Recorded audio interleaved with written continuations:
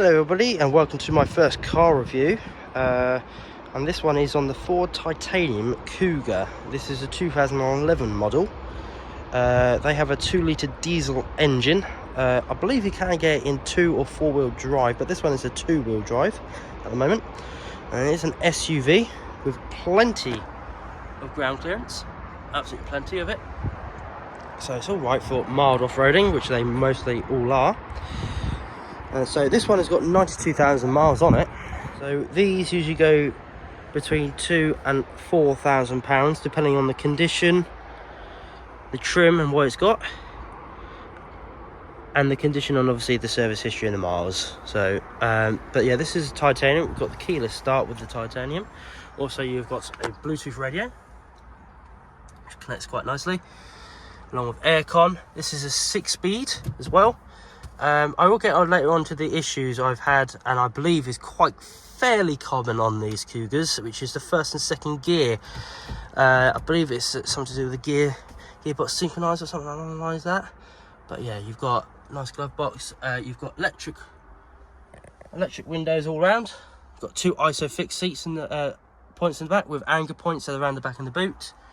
Electric mirrors, which are also heated. You don't get the wind deflectors, I'm afraid. I believe they were put on previously. But yeah, you're looking around about 116 miles per hour top speed claimed, I'd say. And with the titanium, it is keyless.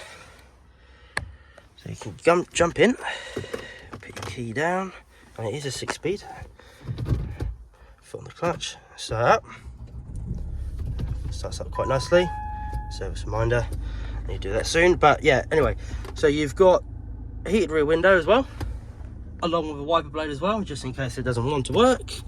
But also you've got your radio, CD, aux. I believe you've got a USB cable inserted there, and aux. That's where it is, not here, so it doesn't get in the way of your driving.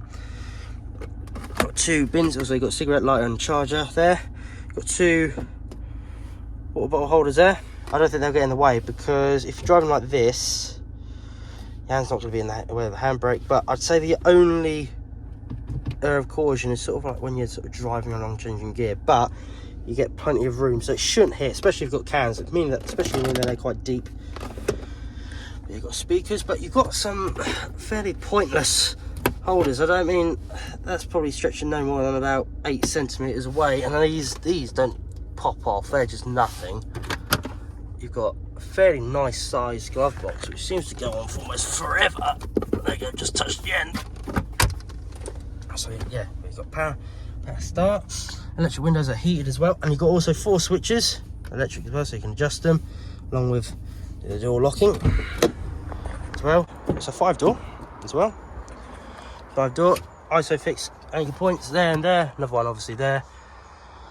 Nice. These seats also fold down, it's even bigger, so if you want a massive boot for some reason, you may do so.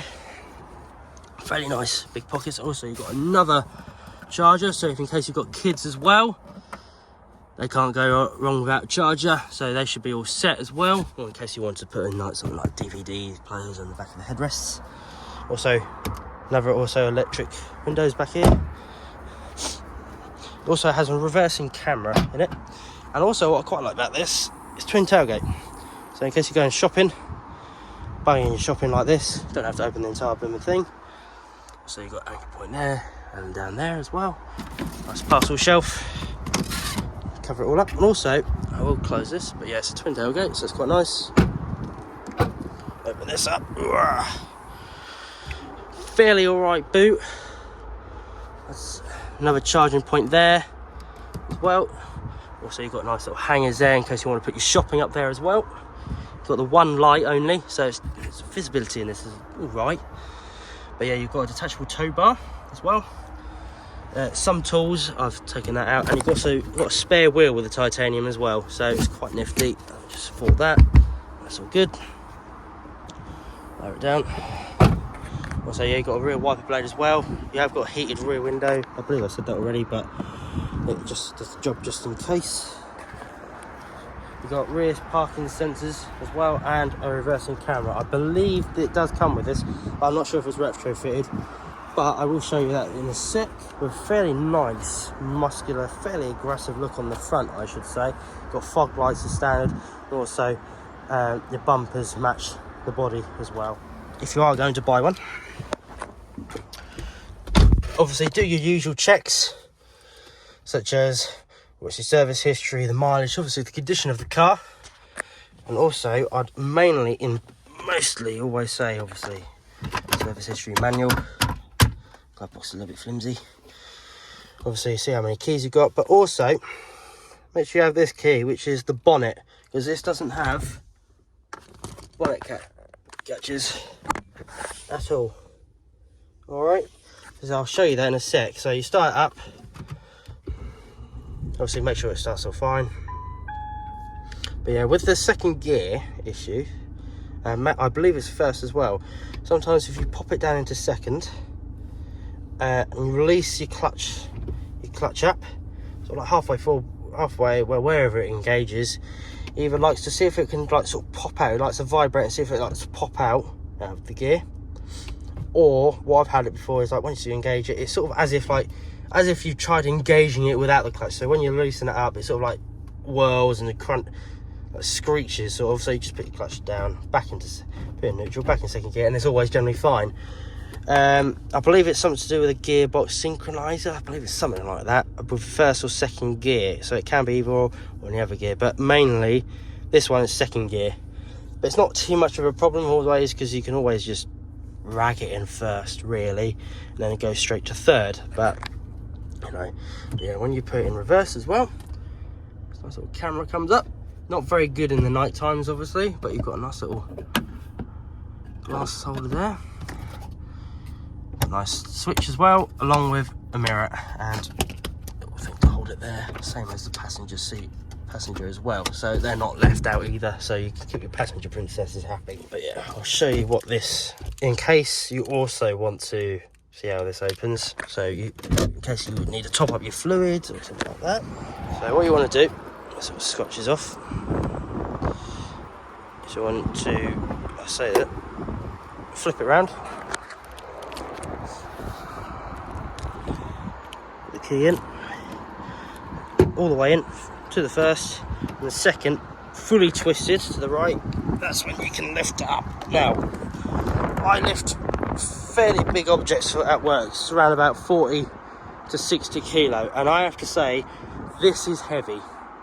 This is heavy. This is a heavy bonnet, and also because it's not gas and it's fairly big, it's a big engine bay.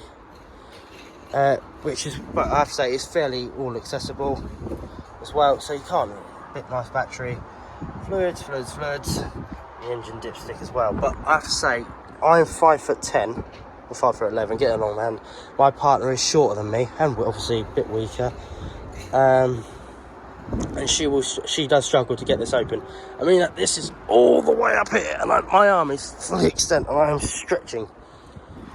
It's fairly high up.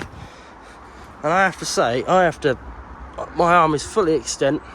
I'm not stretching my body, but fully extent. I have to reach that, and it's heavy as well. Also, roof rail, in case you want to strap stuff to the top. As well, ABS obviously, and I believe these seats also have some nice lumbar support as well for the long journeys. 6-speed as well, so fairly economical, along with the 2-litre diesel. ISOFIX in case you have some kids that need putting in there as well. So you're looking around about the tax, so this is around about £240 a year as well. You get around about 55 to 60 mpg on, such as a dual carriageway over there. In the city you're looking around about mid-30s, and obviously combined around about 45, something a bit like that. So it's all right, especially for an SUV, and it's a 2-litre diesel, so it should be fairly economical either way, which is obviously always depends on how you drive it. So diesel, so you're looking around about a fuel tank of around about 60 to 70 litres for a full tank. But obviously I spoke earlier about the MPG, it's around about 35 in the city, to around about getting on for mid 50s to 60s on the motorway, such as dual carriageway as well. So I'd say out of 10 for the interior, for all the stuff that's in with it, such as the Bluetooth radio and everything. I'll say it's about an 8.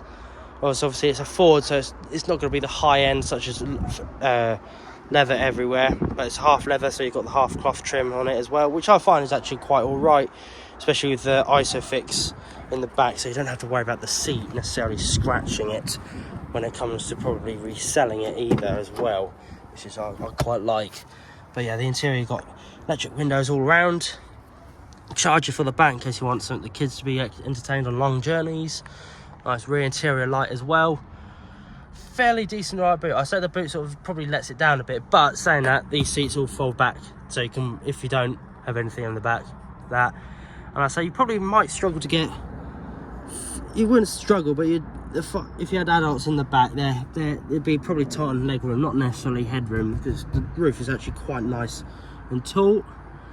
But yeah, I say for the price of it, you're getting a really nice big car, sort of like a Ford Focus or a Mondeo, sort of just jacked up a bit, with plenty of ground clearance in case you do need to go a bit of off-roading. Pretty bulletproof engine. I'd say it's a good 8 out of 10, especially with the price and what you get with it as well. Thank you for watching. Hope everyone has a lovely day. Thank you. Goodbye.